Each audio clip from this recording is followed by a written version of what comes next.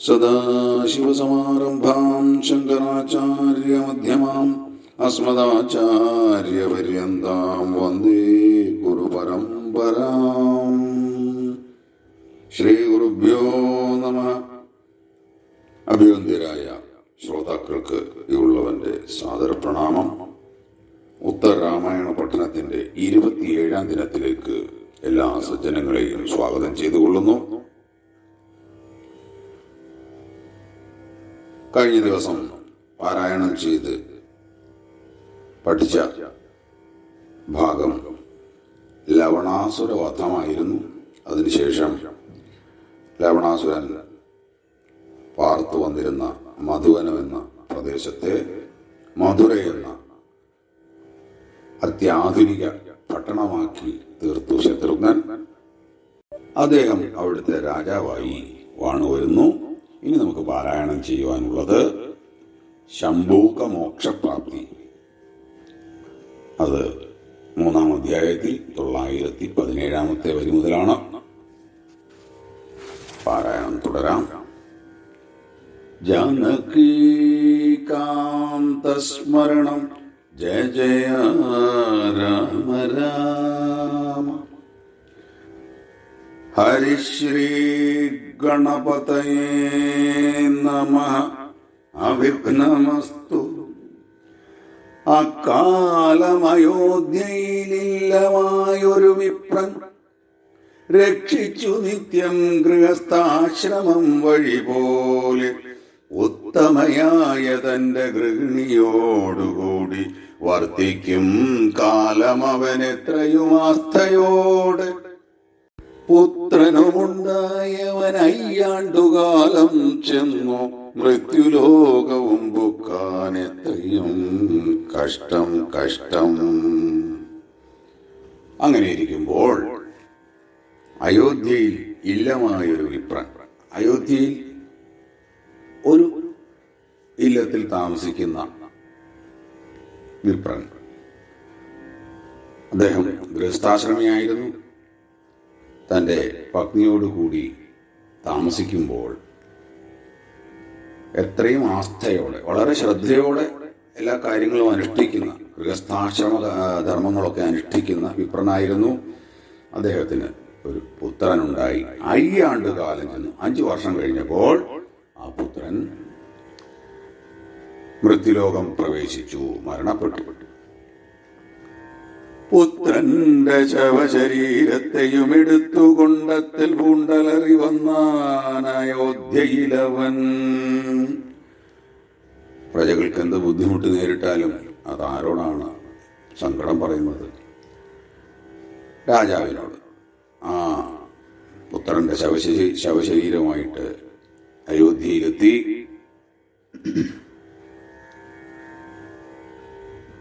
ഗോപുരദ്വാരത്തിങ്കലിരുന്നു രാജാവിനെ താപേന പറഞ്ഞേറ്റം ദുഃഖിച്ചു കരയുമ്പോൾ ആ ശവശരീരവുമായി, മകന്റെ ശവശരീരവുമായി അയോധ്യ കൊട്ടാരത്തിന്റെ ഗോപുരദ്വാരത്തിലെത്തി. അവിടെ ഇരുന്ന് ഓരോന്നോരോന്ന് പറഞ്ഞ് കരയാൻ തുടങ്ങി. നാരദ വസിഷ്ഠാദി മുനികളോടു രാമൻ നേരെ ചൊല്ലുവനിതിൻ കാരണമെന്നു ചൊന്നാൻ. ഇതറിഞ്ഞ രാമദേവൻ തന്റെ കുലഗുരുവായ വസിഷ്ഠ മുനിയോടും, നാരദ മുനി അവിടെ ഉണ്ടാവുമായിരിക്കാം, നാരദ മുനിയോടും ഒക്കെ ഇതിന്റെ പിന്നിലുള്ള ആ കാര്യങ്ങളെപ്പറ്റി ആരാഞ്ഞു. ഇങ്ങനെ സംഭവിക്കാൻ എന്താണ് കാരണമെന്ന്. ശംഭൂകനായ ശൂദ്രൻ തന്നുട തപസ്സുകൊണ്ട മഹീദേവാത്മജൻ മരിച്ചാനെന്നു നൂനം. ഇതിന്റെ കാരണം ശംഭൂകൻ എന്ന പേരുള്ള ഒരു ശൂദ്രൻ അതികഠിനമായ തപസ്സനുഷ്ഠിക്കുന്നുണ്ട്. ആ കാരണത്താലാണ് ഈ ബ്രാഹ്മണകുമാരൻ മൃത്യുവശകതനായത് എന്ന് അവർ പറഞ്ഞു. എന്നിട്ട് അവർ തുടരുകയാണ്. ചെന്നവൻ തന്നെ വധിച്ചാലുടൻ ജീവിച്ചിടും നിർണയം ദ്വിജാത്മജനെന്നവരരുൾ ചെയ്താർ. അവരെ വധിച്ചാൽ ഇവൻ ജീവിക്കും.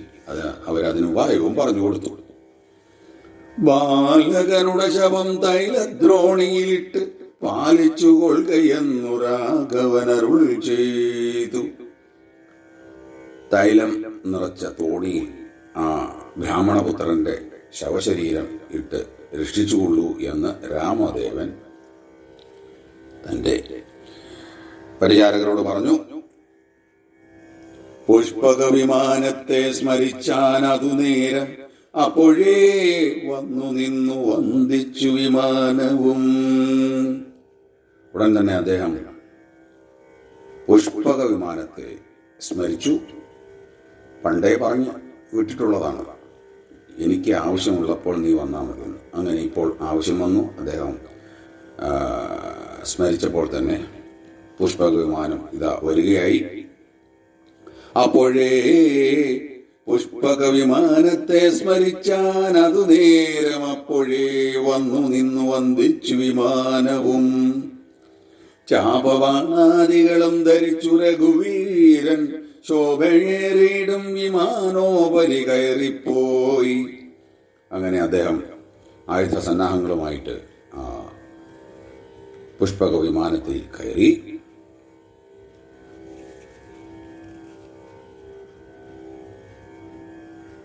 എന്നിട്ട് ദിക്കുകൾ മൂന്നെങ്കിലും അധർമ്മം കാണാഞ്ഞുടൻ തെക്കുദിക്കിനു ചെന്ന നേരത്തു കാണായി വന്നു. എല്ലാ തെക്ക് ദിക്കൊഴിച്ച് എല്ലാ ദിക്കിലും അദ്ദേഹം പോയി നോക്കി എവിടെയാണ് ഈ പ്രശ്നം, അധർമ്മം നടക്കുന്നത് എന്നുള്ളത്. അവസാനം തെക്ക് ദിക്കിലേക്ക് പോയി. അവിടെ ചെന്നപ്പോൾ എന്താണ് കണ്ടത്?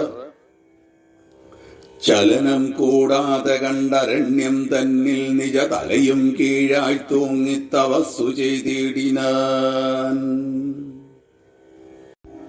ഒരുത്തനതാ ആ കൊടും വനത്തിൽ യാതൊരു ചലനവുമില്ലാതെ തല കീഴായി തൂങ്ങിക്കിടന്ന് തപസ് ചെയ്യുകയാണ്.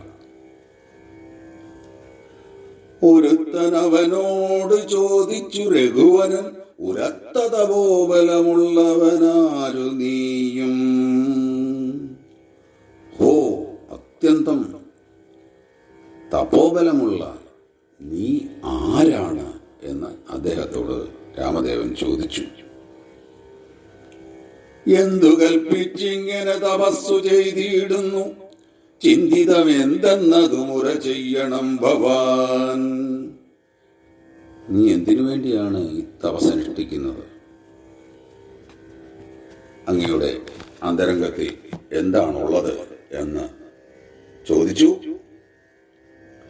എന്നതു കേട്ട നേരം അവനും തെരുതെരെ വന്ദിച്ചു ചൊല്ലിയിടിനാൻ തന്നുടെ പരമാർത്ഥം. ഇങ്ങനെയുള്ള രാമദേവന്റെ ചോദ്യം കേട്ടിട്ട് തന്റെ അവസ്ഥയെപ്പറ്റി അവൻ പറഞ്ഞു. ശംഭോകനെന്നു നാമമായൊരു ശൂദ്രനകം സംവിദ്രൂപത്തെ ധ്യാനിച്ചാകുന്നു തപസ്സുമേ.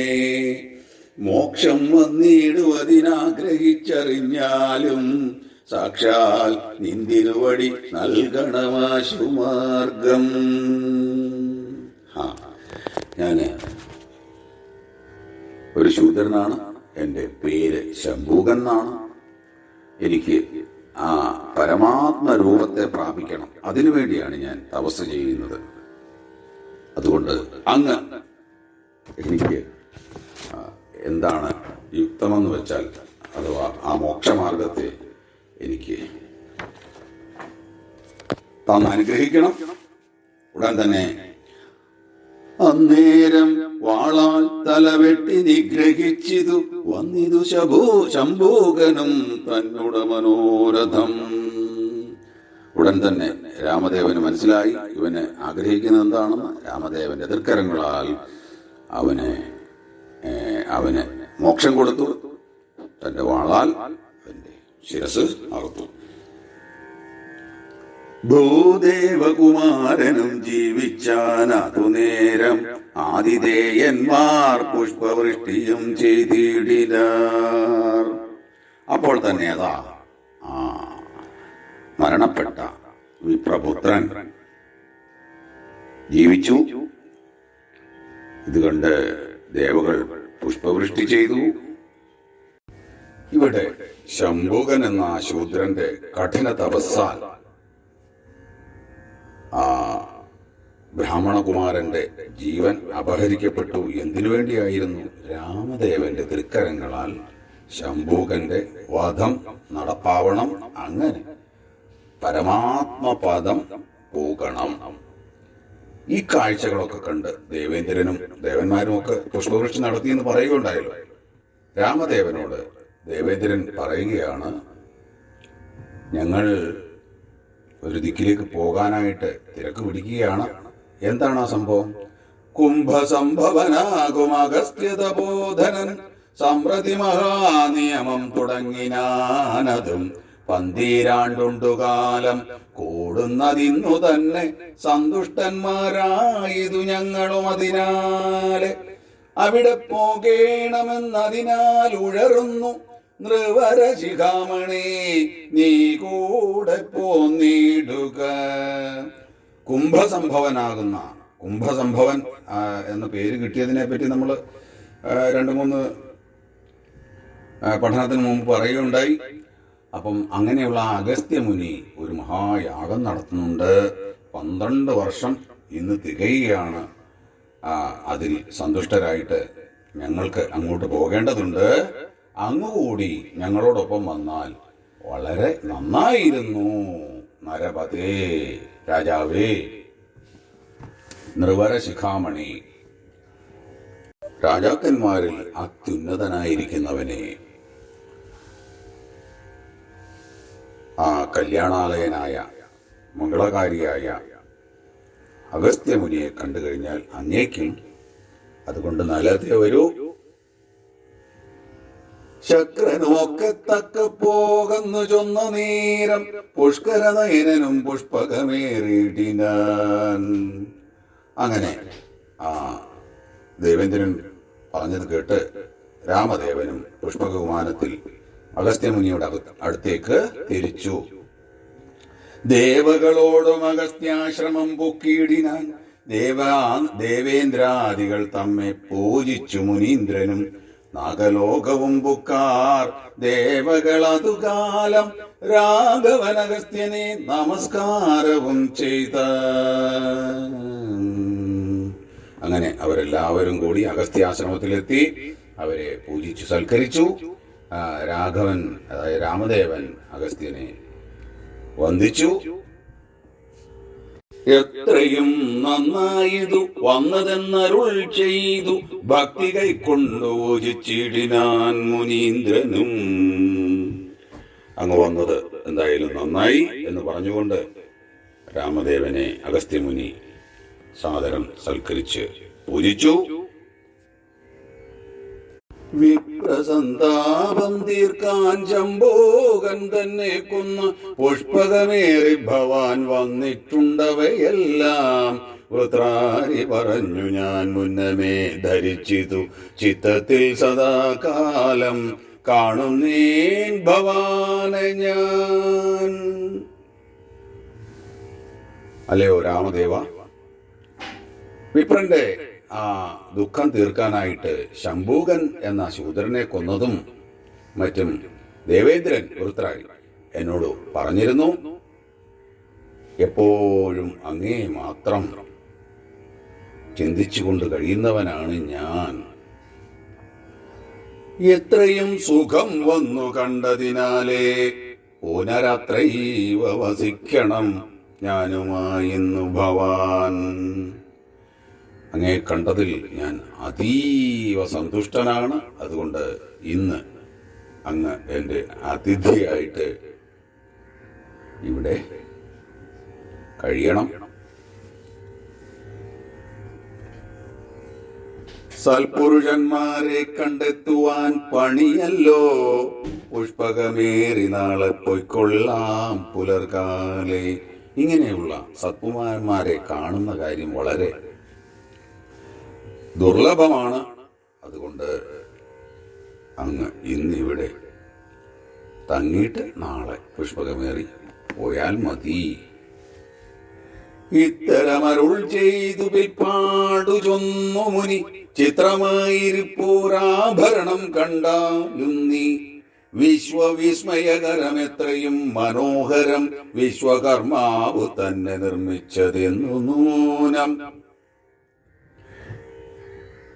ഇങ്ങനെ പറഞ്ഞിട്ട് അഗസ്ത്യമുനി വിശ്വവിസ്മയകരം, ലോകത്തെ വിസ്മയിപ്പിക്കുന്നത്രയും ശോഭയേറിയ ഒരു ആഭരണം എടുത്തുകൊണ്ട് രാമദേവന് കാഴ്ചവെച്ചു.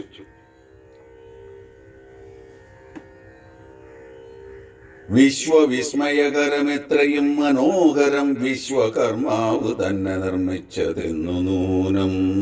തീർച്ചയായിട്ടും ഈ ആഭരണം വിശ്വകർമാവ് നിർമ്മിച്ചതായിരിക്കണം, അത്രയ്ക്കുണ്ട് അതിന്റെ ശോഭ. ഈ ത്രിഭുവനത്തിങ്കൽ ഇതിനെ ധരിപ്പാനും ഉത്തമ പുരുഷന്മാർ മറ്റാരുമില്ല നൂനം. ഈ ആഭരണത്തെ ധരിക്കാൻ അർഹതയുള്ള ഉത്തമ പുരുഷന്മാർ അങ്ങല്ലാതെ ഈ 3 ലോകത്തിലും മറ്റാരും ഇല്ല. നിനക്കു തന്നിടണമെന്നു ഞാൻ മനക്കാമ്പിൽ നിനച്ചു വസിക്കുമ്പോൾ വന്നിതു ഭവാനിപ്പോൾ. ഇങ്ങനെയാണ് എല്ലാ നിമിത്തവും മഹാത്മാക്കൾ മനസ്സിൽ ഓരോന്ന് കരുതുമ്പോൾ അങ്ങനെ തന്നെ വന്നുകൂടും. ഇവിടെ അഗസ്ത്യമുനി ഈ ആഭരണം രാമദേവന് കാഴ്ചവെക്കണം എന്ന് കരുതിയപ്പോൾ അതാ രാമദേവൻ വന്നിരിക്കുന്നു. എന്നരുൾ ചെയ്തു കൊടുത്തിടിനാൻ മുനീന്ദ്രനും വന്ദിച്ചു വാങ്ങിയിടിനാൻ മാനവശ്രേഷ്ഠൻ താനും എന്ന് പറഞ്ഞുകൊണ്ട് ആ ആഭരണം രാമദേവന് കാഴ്ചവെച്ചു. അദ്ദേഹം അത് മുനിയെ വന്ദിച്ചുകൊണ്ട് സ്വീകരിച്ചു. നിന്തിരുവഴിക്കിത് തന്നതാരെന്നും എനിക്ക് അന്തരാത്മനി ധരിച്ചിടുവാനുണ്ടാഗ്രഹം. അങ്ങക്കിത് ആരാണ് തന്നത് എന്നറിയാൻ എനിക്ക് ആഗ്രഹമുണ്ട് എന്ന് രാമദേവൻ പറഞ്ഞപ്പോൾ അഗസ്ത്യമുനി പറയുകയാണ്, എങ്കിലോ കേട്ടാലും നീ ജ്ഞാനിയത്രയതായുഗേ ശങ്ക കൂടാതെ ചെന്നേൻ ദണ്ഡകവനം തന്നിൽ. എന്നാൽ കേട്ടോളൂ രാമ, ഞാൻ ഒരു നാൾ ദണ്ഡകവനത്തിൽ പോയിരുന്നു. കാണായി വനമധ്യേ നിർമ്മല തടാകവും ഊനം കൂടാതെ ഒരു ശവവും കണ്ടേനതിൽ. ആ ദണ്ഡകവനത്തിൽ അതിമനോഹരമായ ഒരു തടാകം കണ്ടു. ആ തടാകത്തിൽ ഒരു ശവശരീരം അഥവാ ഇങ്ങനെ പൊങ്ങിക്കിടക്കുന്നതായിട്ടും കണ്ടു. ഞാനൊരു മുഹൂർത്തമാത്രം തത്ര നിൽക്കും നേരം കാണായിതാകാശാന്തേ ശോഭിച്ച വിമാനവും. ഞാൻ ആലോചിക്കുകയാണ്, എങ്ങനെയാണ് ഇവിടെ ഈ ശവശരീരം വന്ന്. ഇങ്ങനെ ആലോചിച്ച് നിൽക്കുമ്പോൾ അതാ അന്തരീക്ഷത്തിൽ ഒരു വിമാനം വന്നു നിൽക്കുന്നു. തത്രൈവ വിഭൂഷണഭൂഷിത ശരീരനായി സിദ്ധഗന്ധർവ ദിവ്യന്മാരാൽ സേവിതനായി ആലവട്ടവും വെൺചാമരവും ദിവ്യ സ്ത്രീകളാൽ ആലസ്യം തീരുമാറ് മന്ദമായി വീശുന്നതും വെൺകൊറ്റക്കുടതൻ കീഴത്രയും സുന്ദരനായി പങ്കജശരസമനായൊരു പുരുഷനെ കണ്ടു ഞാൻ നിൽക്കും നേരം പൊയ്കയിലിഴിഞ്ഞതും കണ്ടൊരു ശവം തിന്നു ദേഹശുദ്ധിയും ചെയ്താൻ. വിചിത്രമായിരിക്കുന്നു. ആകാശത്ത് ഒരു വിമാനം വന്നു നിൽക്കുന്നു. ആ വിമാനത്തിൽ നിന്നും സിദ്ധഗന്ധർവ ദിവ്യന്മാരാൽ സേവിതനായിരിക്കുന്ന ആലവട്ടവും വെൺചാമരവും ഒക്കെ ദിവ്യ സ്ത്രീകളാൽ ഇങ്ങനെ വീഴിച്ചുകൊണ്ടിരിക്കുന്ന ഒരു സുന്ദരനായ അതിസുന്ദരനായ, കാമദേവനെ പോലെ സുന്ദരനായ, പങ്കജശര സമാനൻ, പങ്കജശരൻ താമര എന്താണ് അമ്പായിട്ടുള്ളവൻ കാമദേവൻ, ആ കാമദേവനേക്കാൾ സുന്ദരനായിരിക്കുന്ന ഒരുവൻ ആ തടാകത്തിലേക്ക് ഇറങ്ങി വന്നു. എന്നിട്ട് ആ തടാകത്തിൽ കിടന്ന ശവശരീരം ഭക്ഷിച്ചു.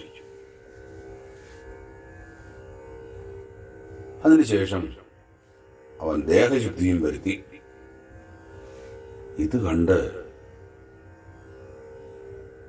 ഞാനതു കണ്ടു ചോദിച്ചിടിനേൻ അവനോട്, മാനുഷശവം ഇത് ഭക്ഷിക്കയില്ലാരുമേ. എന്തൊരു കഷ്ടം ഭവാൻ ദേവസന്നിപനെന്നാൽ, എന്തു കാരണം ശവം ഭക്ഷിപ്പാൻ ചൊല്ലിയിടണം. അഗസ്ത്യമുനിക്ക് ആകെ ആശ്ചര്യമായിപ്പോയി. ദേവസമാനനായിരിക്കുന്ന, തീർച്ചയായിട്ടും സിദ്ധഗന്ധർവ ദിവ്യന്മാരാൽ സേവിതനായിട്ട് ദേവസ്ത്രീകളാൽ ദിവ്യ സ്ത്രീകൾ വെഞ്ചാമരവും അലോട്ടവും ഇങ്ങനെ വീശിക്കൊണ്ടിരിക്കുന്ന ആ പുമാൻ സാധാരണക്കാരനായിരിക്കില്ല, ദേവൻ തന്നെയായിരിക്കും. അങ്ങനെ ദേവൻ സമാനനായിട്ടുള്ള അങ്ങ് വന്നിട്ട് ഈ ശവത്തെ ഭക്ഷിക്കുകയോ? ഇതൊരു കഷ്ടമാണ് എന്ന് ആ പുമാനോട് അഗസ്ത്യമുനി ചോദിച്ചു. എന്നതു കേട്ടു പറഞ്ഞിടിനാൻ, എന്നോടവൻ മന്നവൻ സുദേവനെന്നുണ്ടായാൻ വൈദർഭകൻ നന്ദനന്മാരായ അവരിരുവരുണ്ടായി വന്നു. അത് കേട്ട് ഈ വന്ന് ശവം ഭക്ഷിച്ച ആ സുന്ദര രൂപൻ പറയുകയാണ്, മുനെ, പണ്ട് സുദേവൻ എന്നൊരു വിദർഭ രാജാവുണ്ടായിരുന്നു. അവന്റെ പുത്രന്മാരായിട്ട് 2 പേരുണ്ട്. മുന്നേവൻ ശ്വേതനഹൻ അനുജൻ, മുന്നേവൻ ശ്വേതനഹം അനുജൻ സുരധനും. ജനകൻ മരിച്ച ശേഷം നൃപനായി വന്നേൻ ഞാൻ. ആ 2 പുത്രന്മാരിൽ ആദ്യത്തേത് ശ്വേതൻ എന്നാണ്, അത് ഞാനാണ്. പിന്നെ എൻ്റെ അനുജൻ സുരഥൻ. ജനകൻ മരിച്ച ശേഷം നൃപനായി വന്നേൻ ഞാൻ. അച്ഛൻ മരിച്ചതിന് ശേഷം ഞാൻ രാജാവായി. മനസ്സിനിരൂപിച്ചേൻ ചില നാൾ കഴിഞ്ഞപ്പോൾ, നൃപത്വം കൊണ്ടു കാര്യമില്ലെനിക്ക് ഇനിയേതും തപസ്സു ചെയ്തു ഗതി വരുത്തിക്കൊള്ളുക നല്ലൂ.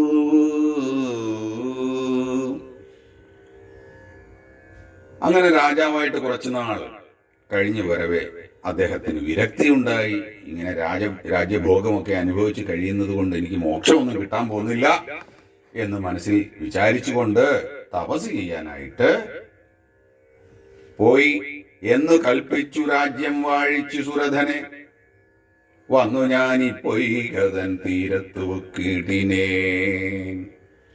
അങ്ങനെ ആ സുരഥനെ, തന്റെ അനുജനെ രാജ്യഭാരമേൽപ്പിച്ച് തപസ്സിനായിക്കൊണ്ട് ഈ തടാകത്തിനടുത്തെത്തി.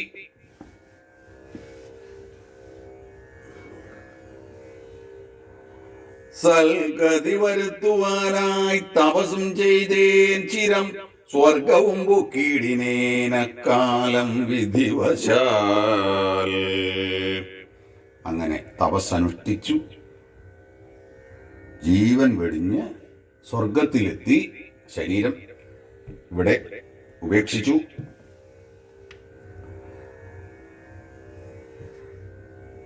സ്വർഗേ ഭോഗങ്ങൾ അനുഭവിച്ചു വാഴും കാലം, ദുഃഖവും മുഴുത്തിതാഹാരമില്ലായ്ക്ക മൂലം. ആഹാ, കുറെ നാൾ സ്വർഗത്തിൽ ഇങ്ങനെ സ്വർഗഭോഗങ്ങളൊക്കെ അനുഭവിച്ചു കഴിഞ്ഞ് കുറച്ചുനാൾ കഴിഞ്ഞപ്പോൾ എന്താണ് ഉണ്ടായത്? ആഹാരമില്ല അവിടെ സ്വർഗത്തിൽ. ഇദ്ദേഹത്തിന് കഴിക്കാൻ ആഹാരമില്ല. അതുകൊണ്ട് ക്ഷുത്പിപാസാദികൾ കൊണ്ടെത്രയും ദുഃഖിച്ചു ഞാൻ അബ്ജസംഭവനോട് ചെന്നു ചോദിച്ചു കൊണ്ടേൻ. വിശപ്പും ദാഹവും ഒന്നും സഹിക്കവയ്യാതെ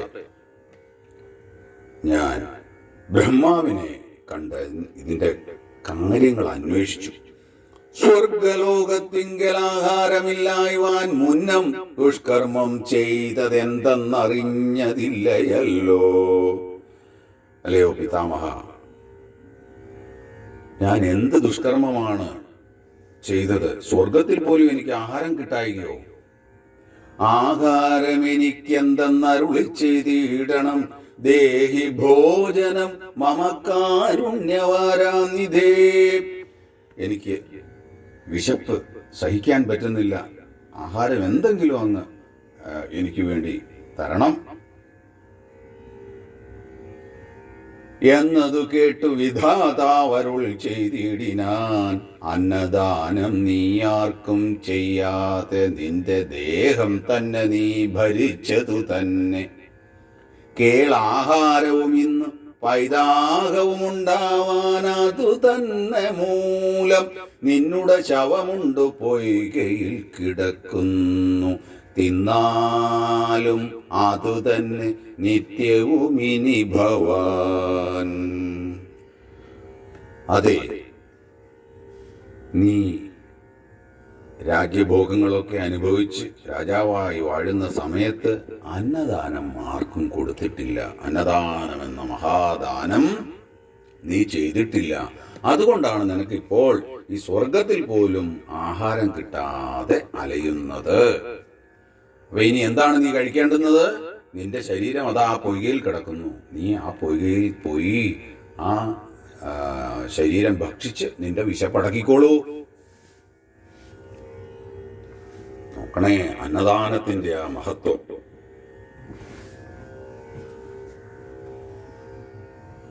പിന്നെ ബ്രഹ്മാവ് തുടരുകയാണ്. എത്രയും സ്വാദുകരമായിരിക്കുകയും ചെയ്യും, നിത്യവും തിന്നും തോറും നാശവും വരായല്ലോ. വളരെ സ്വാദേറിയതായിരിക്കും നിന്റെ ആ ശവം കഴിക്കുമ്പോൾ. ഇനിയും ഓരോ ദിവസവും അത് പോയി തിന്നാൽ അതെന്ന് ഇല്ലാതാവും. അങ്ങനെയൊന്നുമില്ല, അത് വീണ്ടും പൂർവസ്ഥിതി പ്രാപിച്ച് ആ തടാകത്തിൽ തന്നെ കിടക്കും.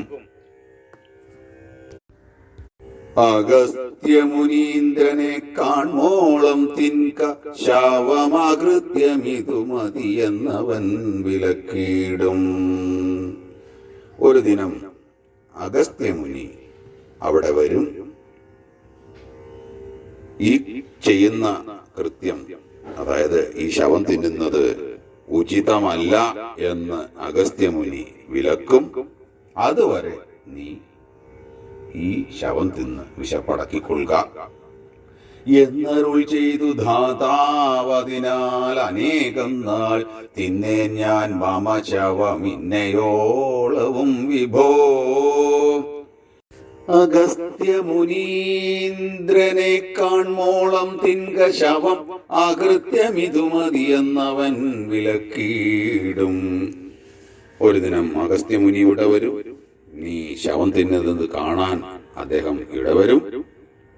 അദ്ദേഹം നീ ചെയ്യുന്ന കർമ്മം ഉചിതമല്ല എന്ന് വിലക്കും.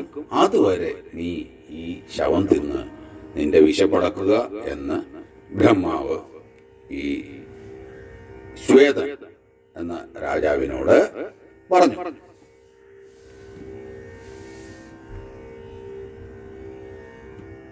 എന്നരുൾ ചെയ്തു ധാതാവതിനാൽ അനേകം നാൾ തിന്നേ ഞാൻ മമ ശവം ഇന്നയോളവും വിഭോ. അതുകൊണ്ട് ഈ ബ്രഹ്മാവ് പറഞ്ഞ പ്രകാരം ഞാൻ എൻ്റെ ശവം തിന്ന് ഇന്ന് വരെ വിശപ്പടക്കിക്കൊണ്ടിരിക്കുകയായിരുന്നു. നിന്തിരുവടി തന്നെ കുംഭസംഭവനെന്ന് ചിന്തിച്ചിടിനേനിനി മറ്റൊരാശ്രയമില്ല.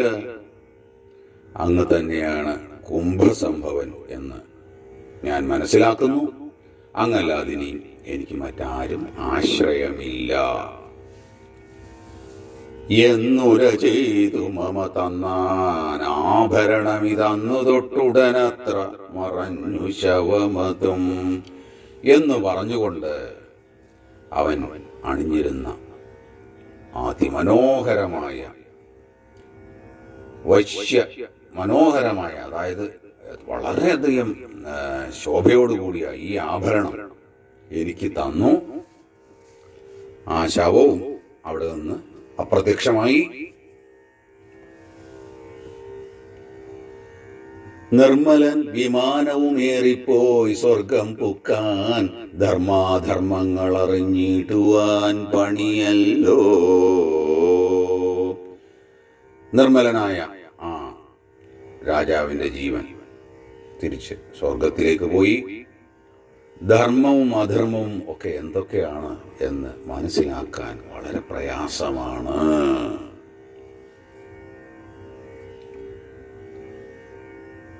മാനുഷ മൃഗ പക്ഷിജാതികളാരുമില്ല, കാനനമതു 100 യോജന വിസ്താരവും. കണ്ടു ഞാൻ നിൽക്കുന്നേരം തന്ന ഭൂഷണം ഇതുകൊണ്ട് അലങ്കരിക്കുന്നു കൊടുത്തു മുനീന്ദ്രനും. ഇവിടെ 100 യോജന വിസ്താരമേറിയ ഈ വനത്തിൽ മനുഷ്യരോ മൃഗങ്ങളോ പക്ഷികളോ ഒന്നുമില്ല എന്ന് പറഞ്ഞുകൊണ്ട് ആ അഗസ്ത്യമുനി അങ്ങ് ഈ അതിമനോഹരമായ ആഭരണത്തെ അണിഞ്ഞാലും എന്ന് പറഞ്ഞ് ആ ആഭരണം അദ്ദേഹത്തിന് അർപ്പിച്ചു. മാനവവീരനതു കേട്ടു ചോദിച്ചിടിനാൻ, കാനനമതിലൊരു ജന്തുക്കളില്ലാഞ്ഞതിൻ കാരണം എന്നോടരുൾ ചെയ്യണം എന്ന നേരം ശ്രീരാമൻ തന്നോടതും അഗസ്ത്യനറിയിച്ച.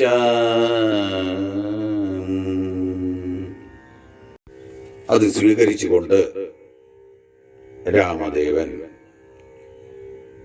ചോദിക്കുകയാണ്, ഈ വനത്തിൽ ജന്തുക്കളും മനുഷ്യരും പക്ഷികളും ഒന്നും ഇല്ലെന്ന് അങ്ങ് പറഞ്ഞുവല്ലോ, അതിൻ്റെ കാരണം എന്താണ്? അതറിഞ്ഞാൽ കൊള്ളാമെന്ന് എനിക്ക് ആഗ്രഹമുണ്ട്. അത് കേട്ടിട്ട് അഗസ്ത്യമുനി രാമദേവനോട് ആ കഥ പറയുകയാണ്. ആ കഥ ഇനി നമ്മൾക്ക് അടുത്ത നാൾ പാരായണം ചെയ്ത് പഠിക്കാം. എല്ലാ സജ്ജനങ്ങൾക്കും എൻ്റെ സാദര പ്രണാമങ്ങൾ ഒരിക്കൽ കൂടി അർപ്പിച്ചുകൊണ്ട് ഉത്തരരാമായണ പഠനത്തിൻ്റെ 27ാം ദിനം ഇവിടെ ഉപസംഹരിക്കുന്നു. ജാനകീകാന്തസ്മരണം ജയ ജയ രാമ രാമ. ഓം പൂർണ്ണമദഃ പൂർണ്ണമിദം പൂർണ്ണാത് പൂർണ്ണമുദച്യതേ പൂർണ്ണസ്യ പൂർണ്ണമാദായ പൂർണ്ണമേവാവശിഷ്യതേ. ഓം ശാന്തി ശാന്തി ശാന്തി.